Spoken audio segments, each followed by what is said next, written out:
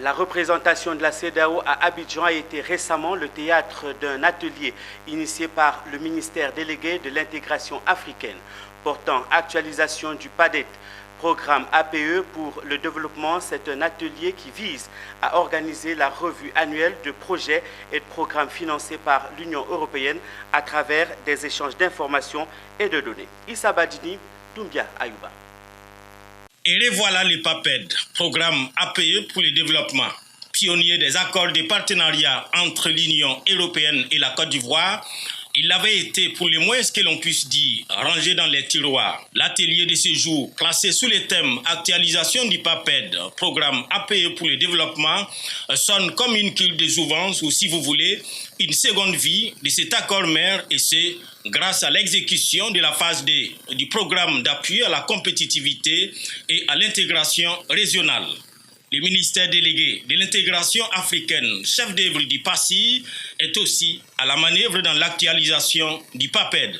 C'est nécessaire pour nous, urgent d'ailleurs, on l'a dit, pour que le PAPED, qui est, disons, la source principale de tous les programmes qui appuient, en fait, parce que le PACIR 2 sort du PAPED, le PAPE qui sera mis en application à partir de mars 2022 sort également du PAPED.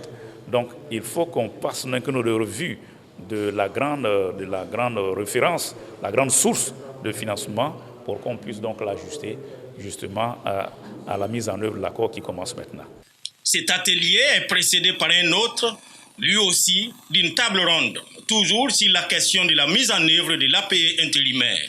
C'est une véritable bataille que la Côte d'Ivoire, à travers le ministère délégué de l'intégration africaine, a engagée pour la réussite du programme, l'intérêt étant grand pour les pays.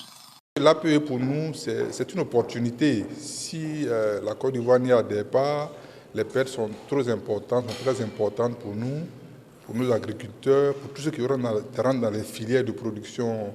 Lancé officiellement le 14 septembre dernier, les chaînes de valeur du PACIR 2 sont le textile, les fruits et légumes, les cuirs et les services.